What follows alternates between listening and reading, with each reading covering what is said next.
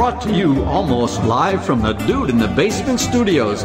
Why? Because that's where the good stuff is. It's Sips, Suds, and Smokes with your smoking host, the good old boys.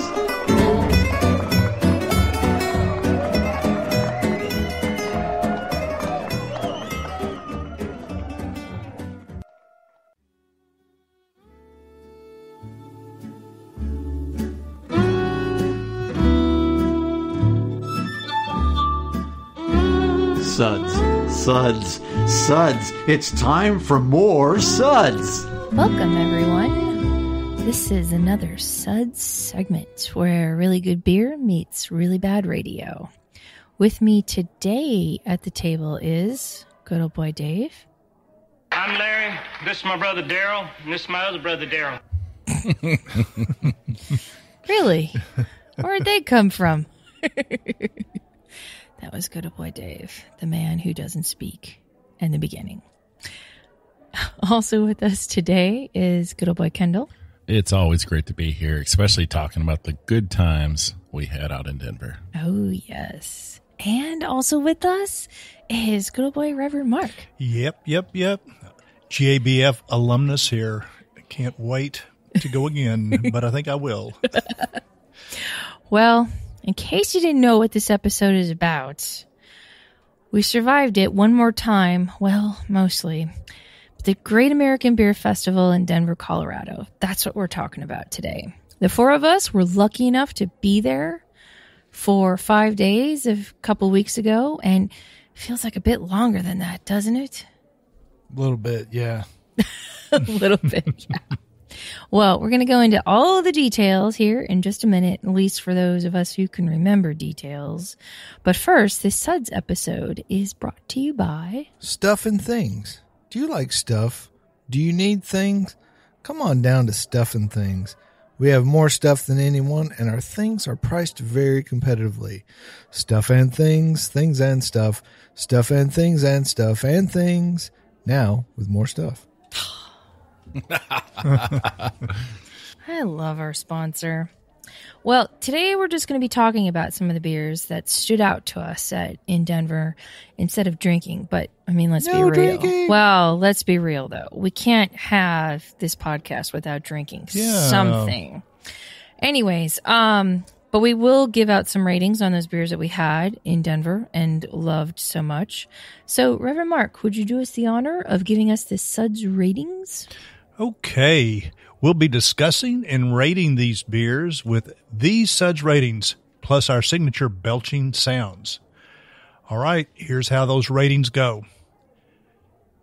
Number 1, that sucks. Give me anything but a bud. Number 2, was that a belch? Number 3, what a relief. Number 4, a body should really not make that sound.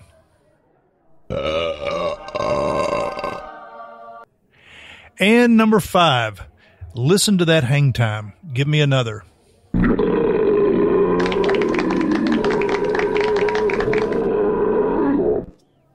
Wow. Sometimes I think that just goes on and on and on. And then on just a little bit longer. Yeah, would you say the same thing about me? I'm so lucky. Anyways, so let's get talking about GABF. And I think that probably the easiest way of going about this is just talking day by day. And yeah, so first day is Wednesday when we're all arriving. Some of us arrived a little bit earlier than others. Good old boy Dave, what do we do when we got to town on Wednesday? So after a very easy, wonderful flight into Denver with no hassles or any problems whatsoever, we went to you know what, the first thing we did was we went to pick up the press credentials or media credentials for us and Reverend Mark and Kendall at the convention center. People Sure. were very nice, as they always were, and Very easy. yeah, boom, boom, got in, got out. Yep. They had some hole puncher difficulties. So, that's always a hassle when your hole puncher won't punch holes. And then we went to Localish, which is a little, I don't know if you call them a tap room, but it's like a little kind of convenience store / deli / tchotchke kind of place. Coffee shop. Yeah. Yeah. Attached to Union Station there in Denver. And Two Roads Brewing out of Connecticut was having a tap takeover, as luck would have it. And we got to try, there was a Goza and an two different IPAs, and one was a New England style IPA, and Too Juicy. Too juicy. Too juicy, and that was a very apt description. It was turbid, it was citrusy, nice mouthfeel. It was a very good beer. Yeah. It was really All really three of the good. beers were really good. The people were cool. There was a nice little crowd there. It wasn't too bad. But that Too Juicy, man, that was a good way to start the visit to Denver, and I would probably give that beer a 4. Yeah, I would think so too. And Localish is such a cool little place because while GABF was going on, they had different brewery takeovers every day, and just a nice little spot, to grab a pint, to sit down. I mean, you could grab a coffee afterwards or in the morning, and it's right there at the end of the train station. So, like, what a perfect spot. At least I thought so anyways. And then afterwards, we went in and we checked in at our Airbnb, and then got a couple snacks to get us. That was a bit of an adventure, just getting to the Airbnb. Well, yeah. We took a train, then we took another train, then we took a bus, but the bus wasn't going the right way. So they dropped us off next to a car accident. So then we took an Uber, and the Uber got us to there. Lost, sort of. Yeah. Finally. But yeah. we got there, yeah. Kendall and I, we just took an Uber all the way, didn't we? Straight from the airport. Nice and easy. Yeah. Yeah, well, But, the rail system there has so improved. I mean, it was pretty okay, years ago, but, kind of once we got with the program and knew. Once you know where you're going, it's Yeah. great. Yeah. I wish Nashville had one. Yeah, true. But, they'll work on it at some point. So, for you guys, did you go anywhere or do anything on your way in?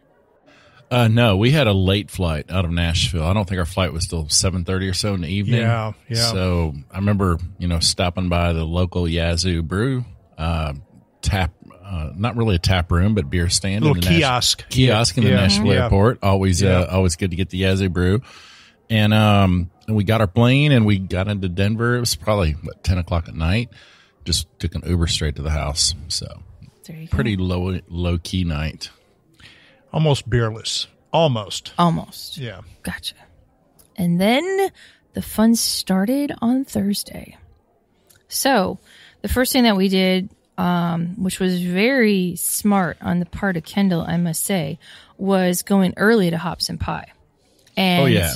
we were like one of the first ones there, and couldn't have been better timing. Yeah, we got there 15 minutes before the doors opened, and it was perfect timing. There were, I think, 2 small parties in front of us, but in that 15 minutes, we probably had another 25, 30 people line up behind us.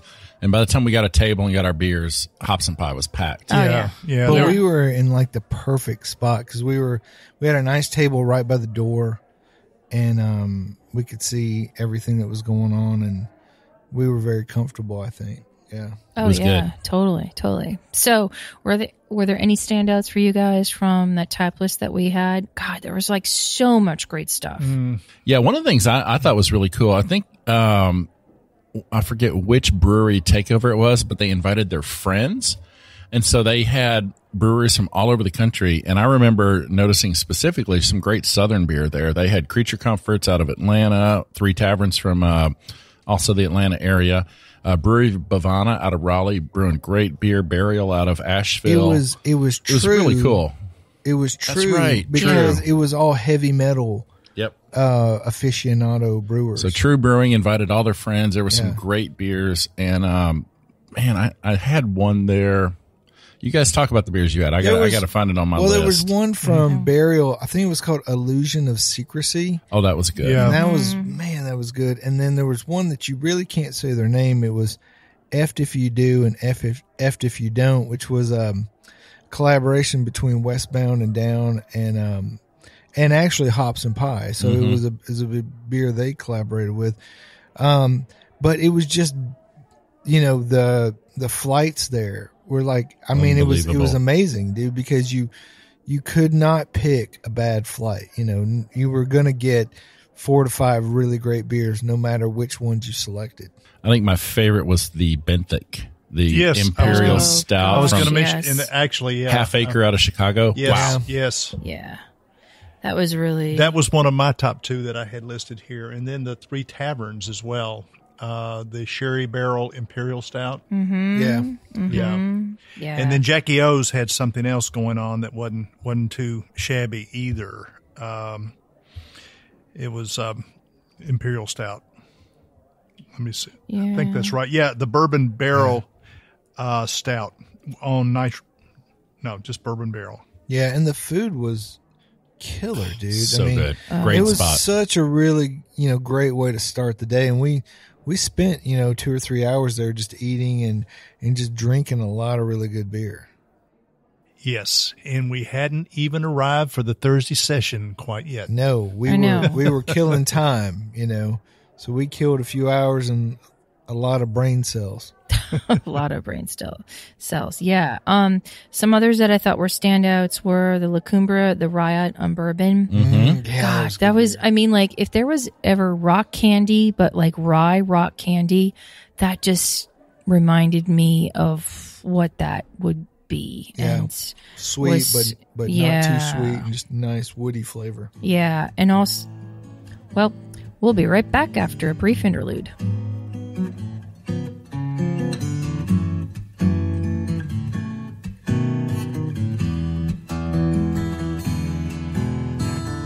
Rolling clouds and crashing surf, iridescent dunes reflecting by the light of a rising, glowing moon. Seashore mesmerizing, night breeze hypnotizing. We've come across these back roads none too soon. Look to the left, to the right. Keep your eyes on the road, my darling. Wondering if we're only passing through. Open roads and open windows. My hand is yours forever, sweet love. Welcome back, everyone. We are discussing GABF wrap-up. And we were talking about Hops and Pie and all the great beers that we had at Hops and Pie. I was going through my list, and another one that I really liked was the Bierstadt Lagerhaus from Denver, their slow pour pills. Not to mention, it came in a really wonderful glass, but I thought, wow, for a Pilsner, it was pretty decent. Yes. And then what was the other one? Oh, the Diamond Dust, Pure Project Brewing's, their IPA was really good. And the Slow Death from True, I really liked that one. The cinnamon and lemon peel sour ale, which I thought was really cool. And the Jackie O's that you were talking about was the Bourbon Barrel Oro Negro. Yeah, right. Yeah, that one was just complete Negro. Sorry. Negro. Sorry. I'm so from the north. That was like decadent. That was a super dessert beer yumminess. Oh, and the Gilpin, the Black Gold, the porter on cask. That was the first beer I had that day, and it was pretty outstanding. Yeah, Hogshead, man, they really know how to do that. They do. That was the mouthfeel on that one. It was silky and just smooth, and it was luscious. Yeah. Oh, and the Jester King one, the the omniscience and proselytism. Protestantalism. Yeah. Whoever Mark knows that word. Yeah, that thing. God, the strawberries and the oak on that. That was phenomenal. Sorry, I got to rate that one. I gave that one a 5.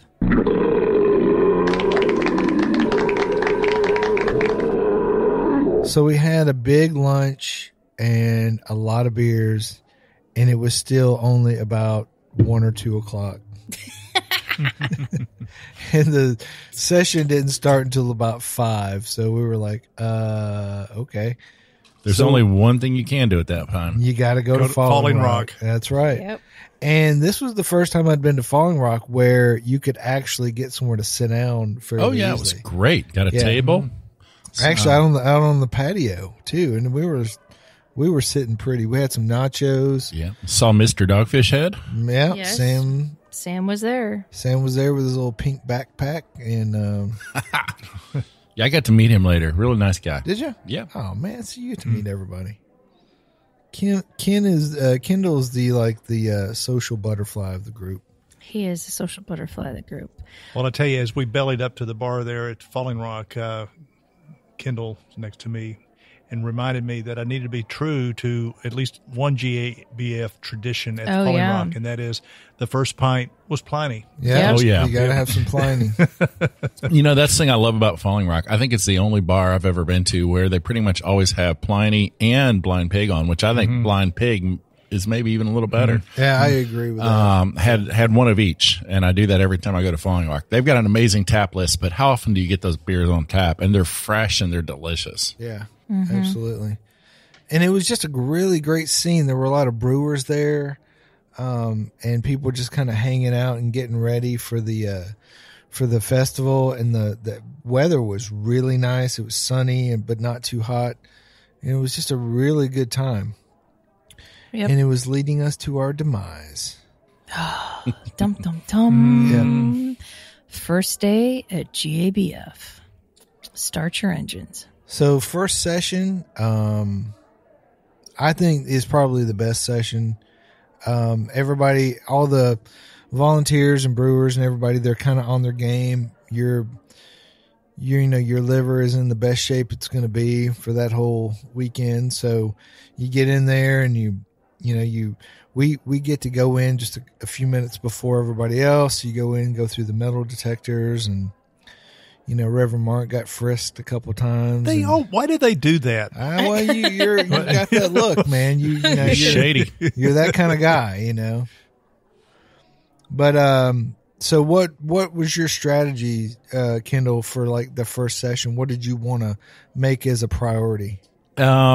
First session, I had no strategy. My goal was, because it's one of the least crowded sessions, was to walk through the entire event and just try to see and get my bearings for everything. So, and also the thing I love about first session, you're right. It's not as crowded yet. Everybody's there. And so I know a lot of people from all over the country. I walked around and talked to a bunch of friends, saw the wonderful Julia Hurst from the Brewers Association at their, tent.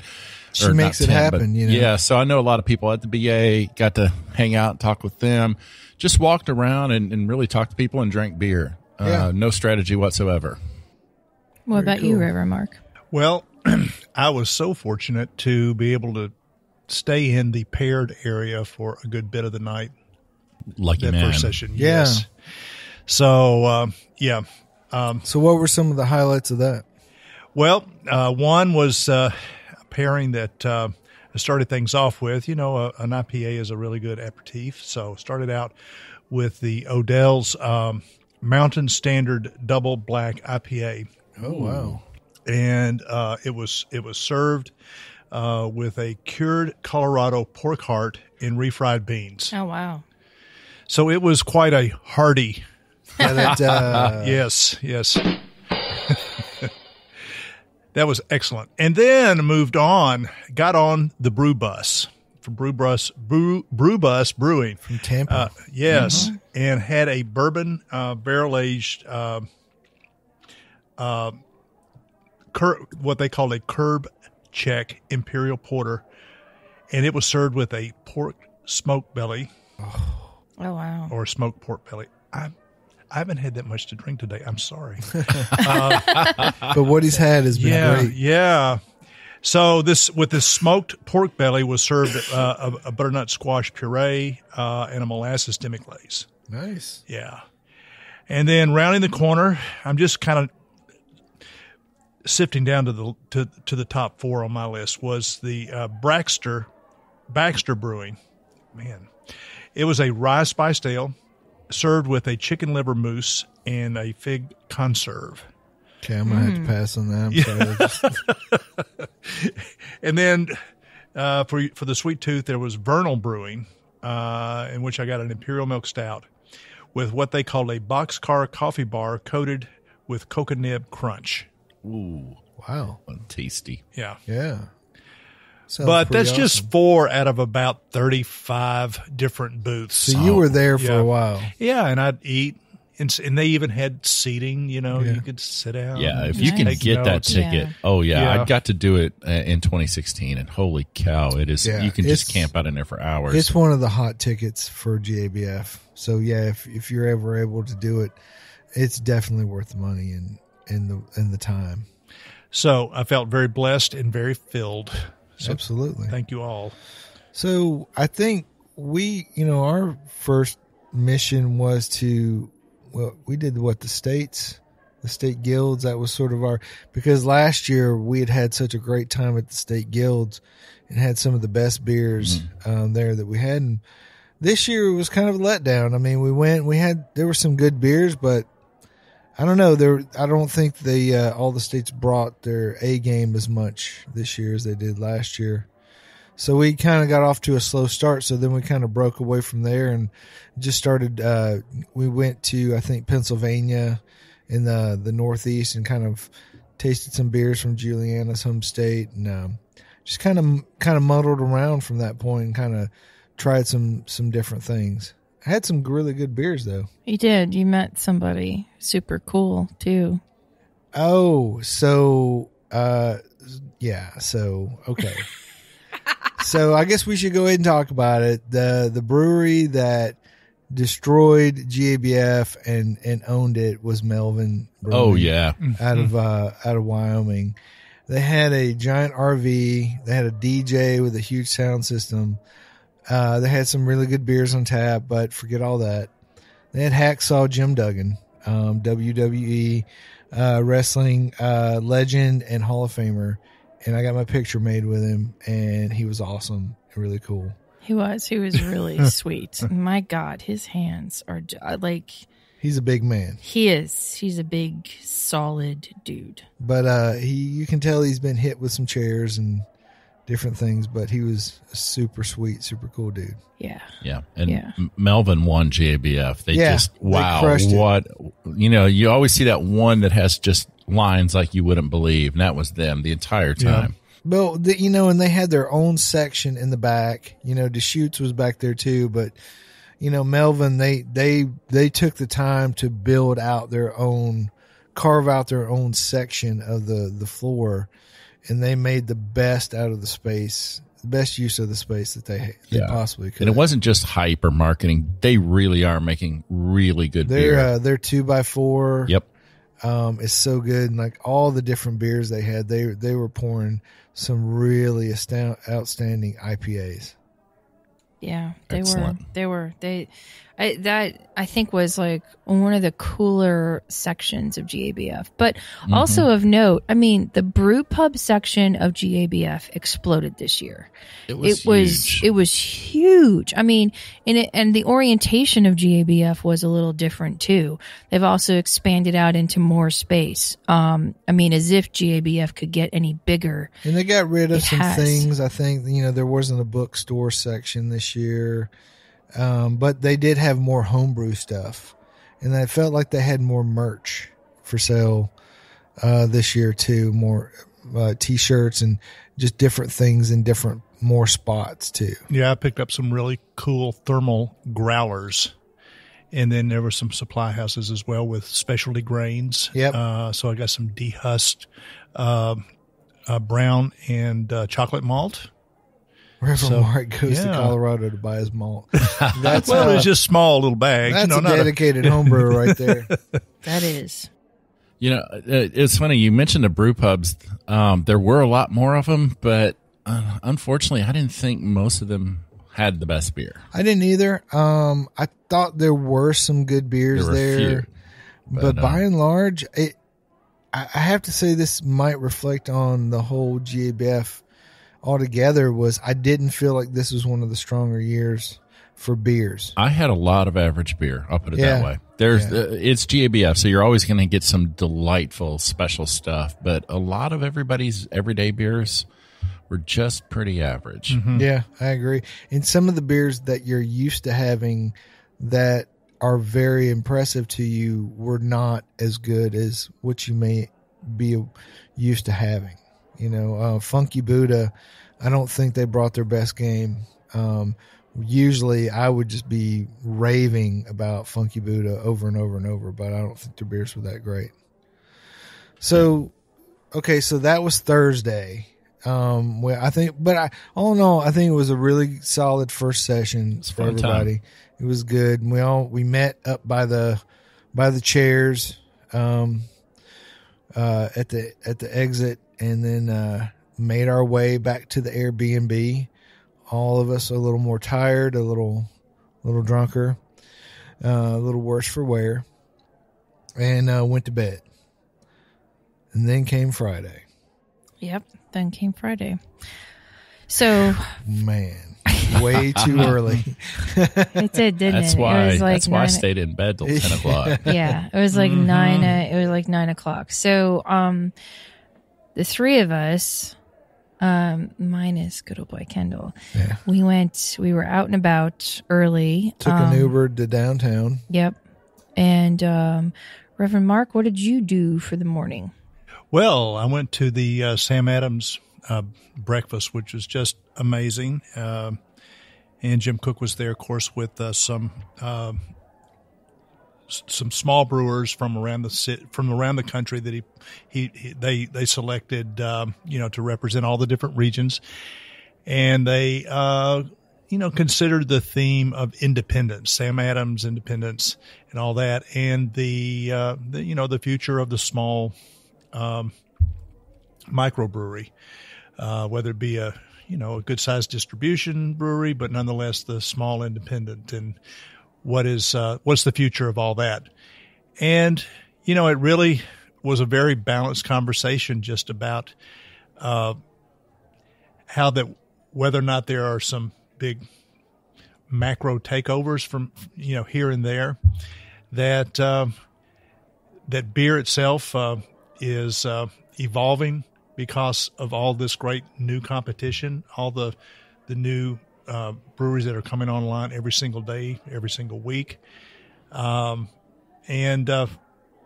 was really pretty encouraged to see a husband and wife team in particular that were, I guess they just got selected out of a competition that Sam Adams had, in which they were going to be coming in apprenticing for an entire year. What? Yeah. Very cool.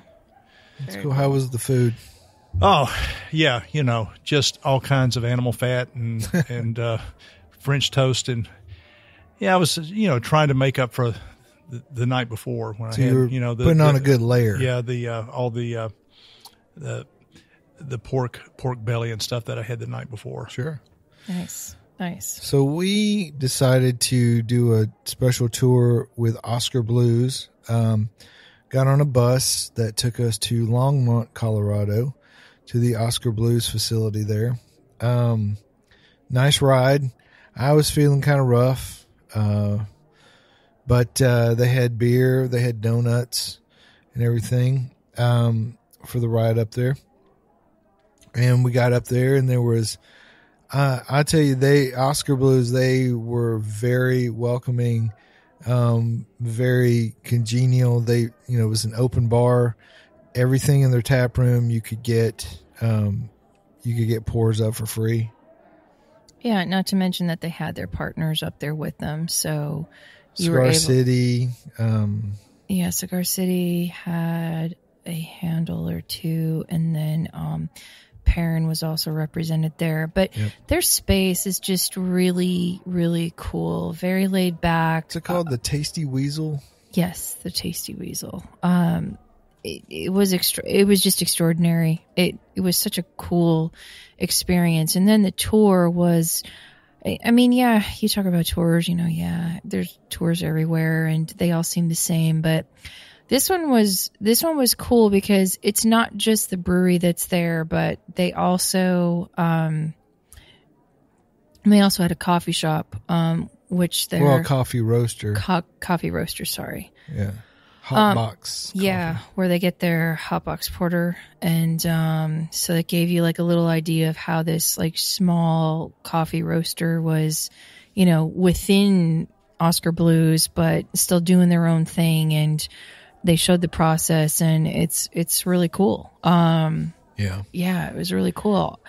And then they have that separate room. It's like an FDA certified clean room where they make sodas, like old-fashioned non-alcoholic sodas. And it's like it's in the same building, but it's completely isolated. So that was pretty cool too. Yeah, and they had some of their stuff there too, right? Didn't they have like a cherry? There was a root beer and a root black beer. cherry. Black cherry. Yeah, it was good. Yeah, that was very really soda. good. And then they have a bike shop across the parking lot. I'm not really into that, but there was a bunch of bikes. So I think there's a lot of skaters and BMX dudes that ride or that work at Oscar Blues out there. Yeah. Bunch of hippies.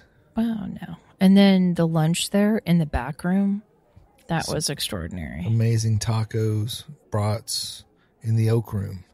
You could see their oak barrel room through a big glass window from the little banquet room we were sitting in. It was pretty cool. It was amazing. Yeah, and the room was just made of oak staves and just very, very comfortable, very cozy little place. Very oaky. Yes, very oaky. And a lot of good beer. I mean, you got to give it to them. Yeah, more good beer. And I was like, God, I just don't know how much more beer I can drink. We're going to find out. Got to keep up. Yeah.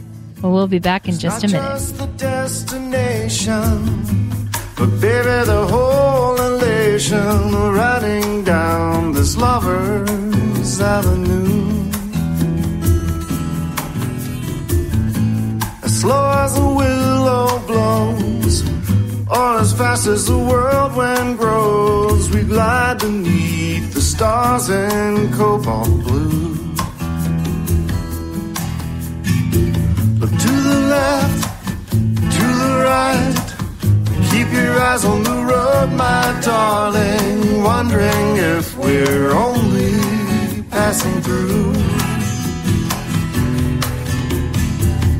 Open roads and open windows, my hand is yours forever, sweet love. Our eyes ahead on these back roads with a view.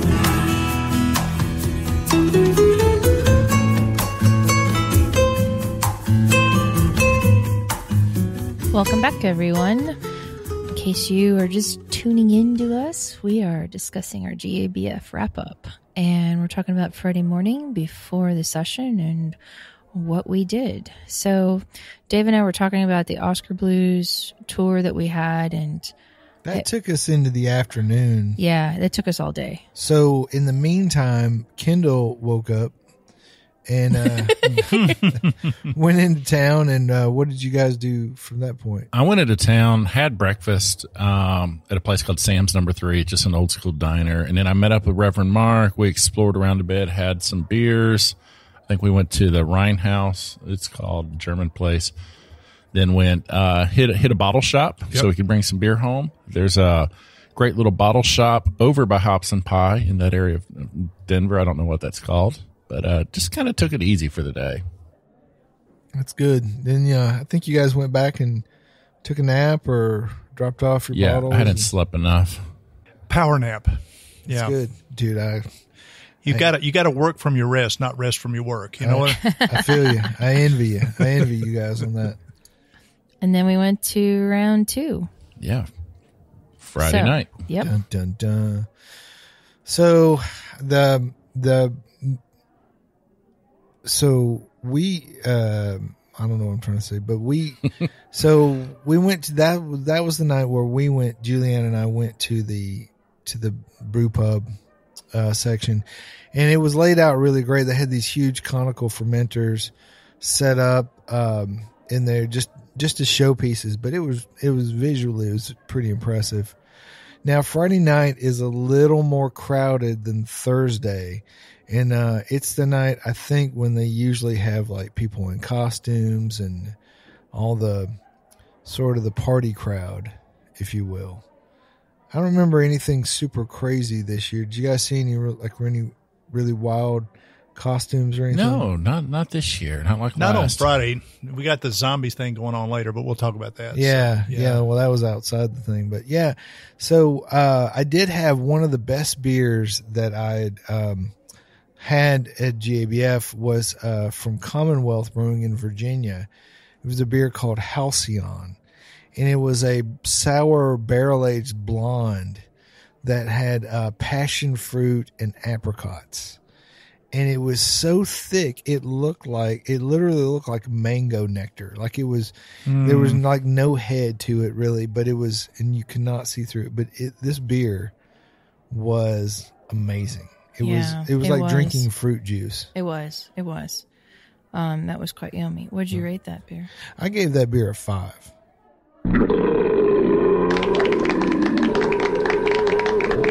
And it was funny because we went like 2 or 3 tables down, and Adroit Theory was just right next to them, and they had this mango goza that tasted very similar, but it was also a pretty amazing beer too. And it seems like this was the year for mango goza, because like every other brew pub you went to had a mango. Was where it's at. Yeah, had a mango goza or something, but there were a lot of them, but most of them were pretty good. So I guess there was a sale on mangoes this year or something. Yeah. And then remember not to go back to Two Roads, but to go back to Two Roads. Sure. We go back to Two Roads. Yeah. Kendall and Reverend Mark had mentioned this to us, and we eventually got to try some of it. The Jambic. Oh, yeah. Which that is was one of my top. Yeah, with the lambic with raspberry and lemongrass. Dude, that thing was... Oh, my God. That is one of my top beers at GABF on my list. Yep. So we were there. We walked up to Two Roads about 15 minutes before they were going to do the release of it for Friday. And we just kind of kept going back through line, trying different beers. And like finally, like it was about 2 or 3 minutes before, and we just sort of hung and hovered right at the front, kind of off to the side just enough so that they would let us go ahead and have one of the first pours.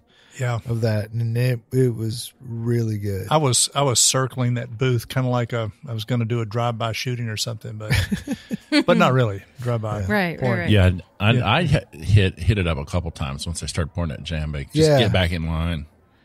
And it was funny because the line for Two Roads was never crazy. You know, there are certain breweries where it's almost like you don't even want to try to go in because, you know, like the Rare Barrel and the brewery and a few places, like people are so stacked up to get in there that it's almost not worth it, because you know you can go to 2 or 3 other places and have beers that are just as good and get in and out and have them instead of standing there for, you know, 20, 30 minutes. Yeah, I think that's my main strategy is I generally don't stand in line at GABF. I look for the places a lot of times with no line with somebody you've never heard of. That's how I found, I think my favorite beer of the entire event was a little brewery out of Port Orange, Florida called Tomoka. And Tomoka had a Thai goza. Oh, wow. Which was just I had that. Unbelievable. So different. It was unique. It was delicious. And nobody was lined up. I kept going back for it, but it was probably my favorite beer of the night. So it was like Thai, like was it coconut or... kind of like Thai basil. Oh, and, cool. Okay. Yeah, it worked really well. It was just some really interesting herbal flavors in that goza that just really made it unique. What'd you think about it, Reverend Mark? I think that was, for me, it was a balanced goza. I don't like a super, you know, puckering experience, and it tasted as though it had some salt to it as well. A little bit. Yeah. And What would you guys rate that beer? Oh, a solid 5. It was one of my top 5 anyway.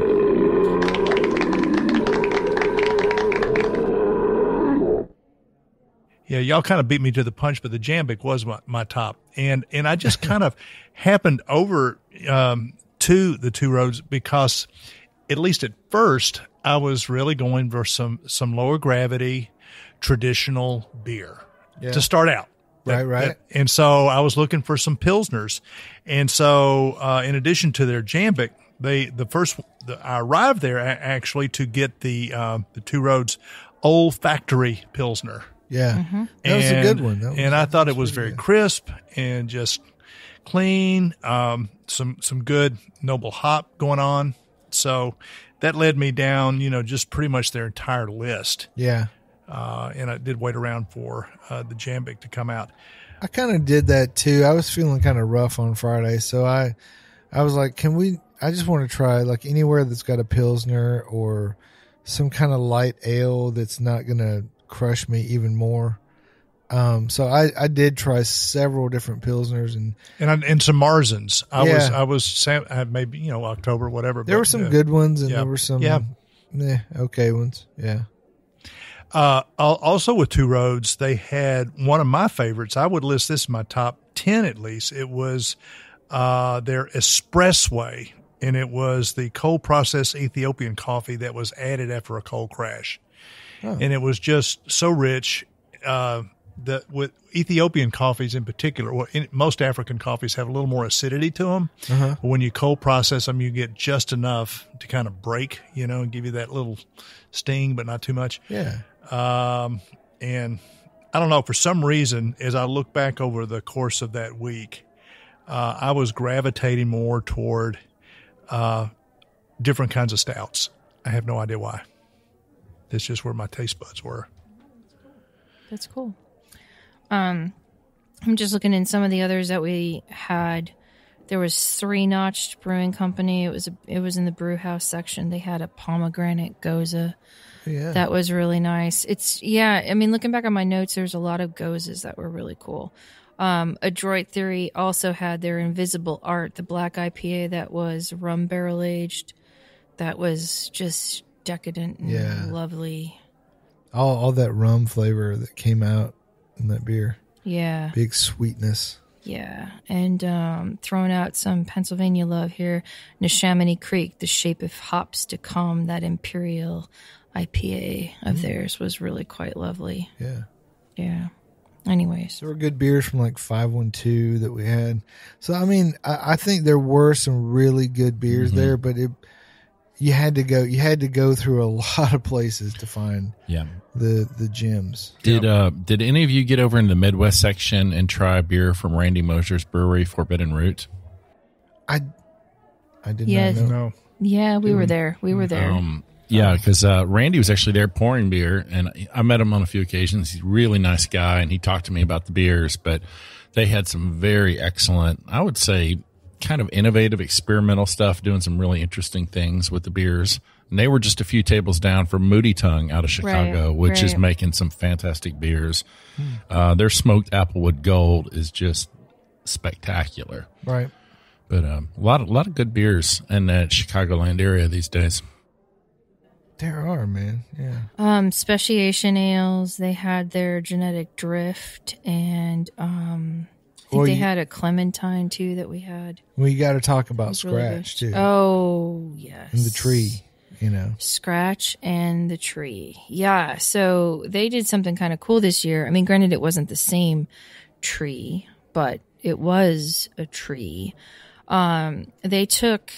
They made a beer out of every part of the tree.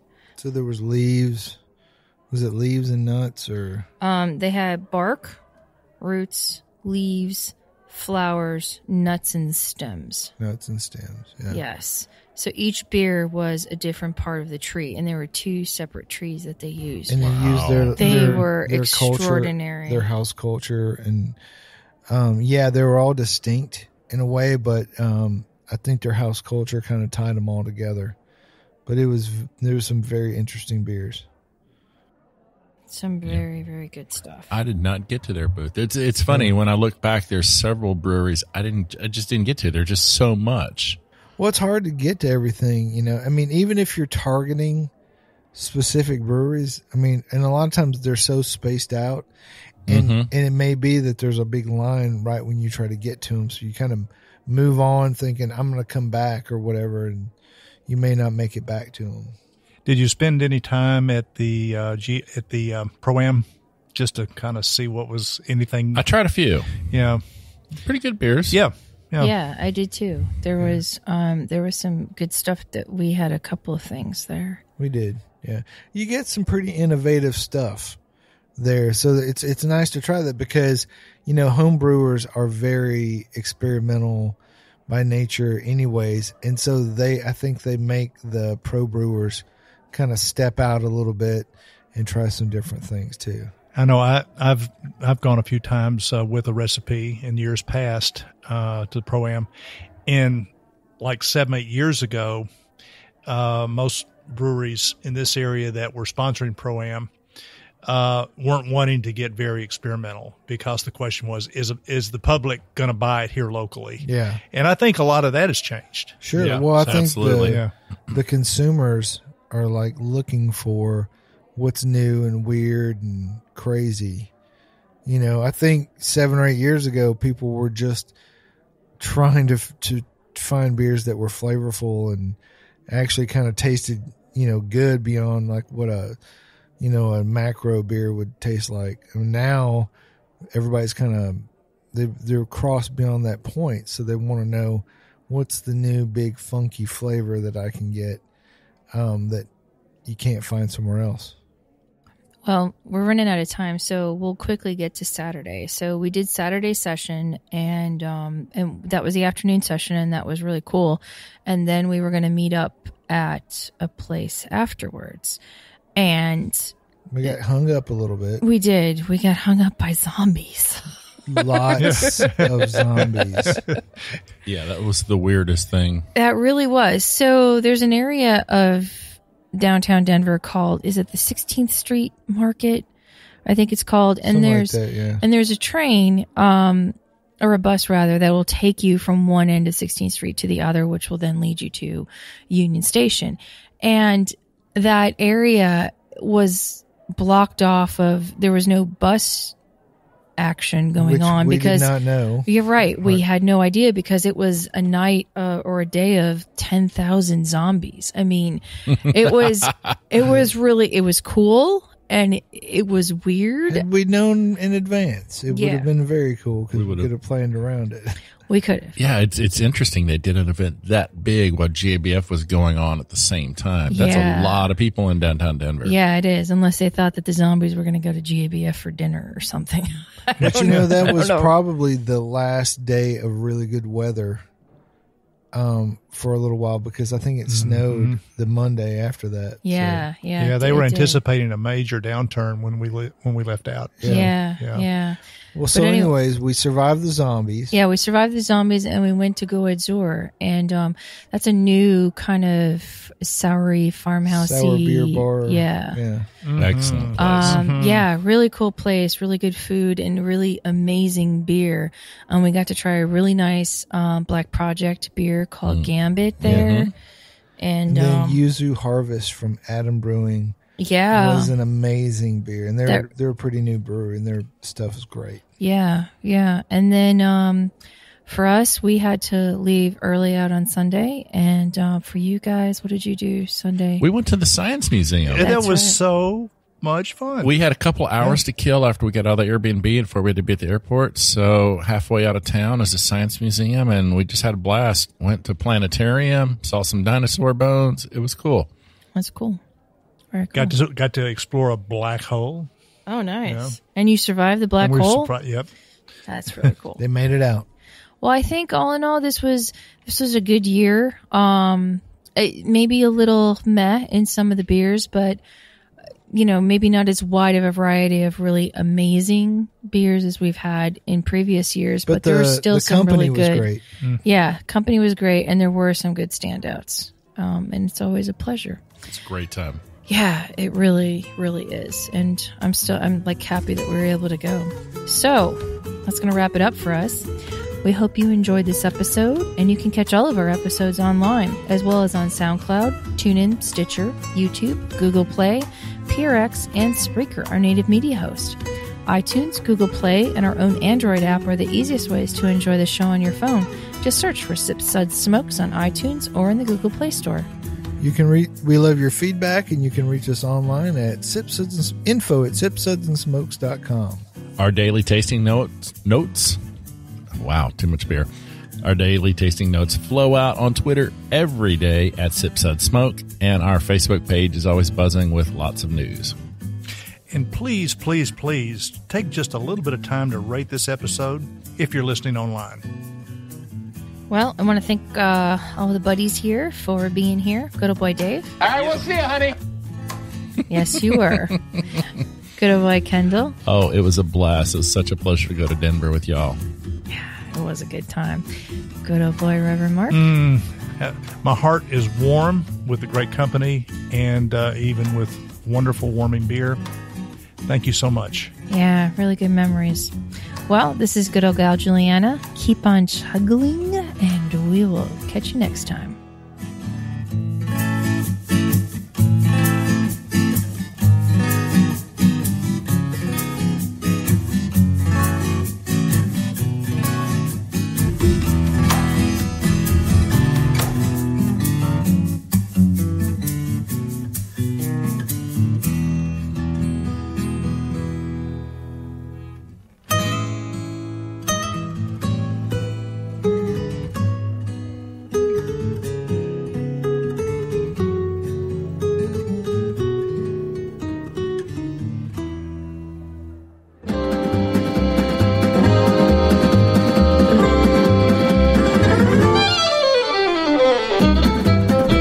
This has been a one-tan-hand production of Sip Suds and Smokes, a program devoted to the appreciation of some of the finer slices of life. From the Dude in the Basement Studios, your hosts, the Good Old Boys, will see y'all next time.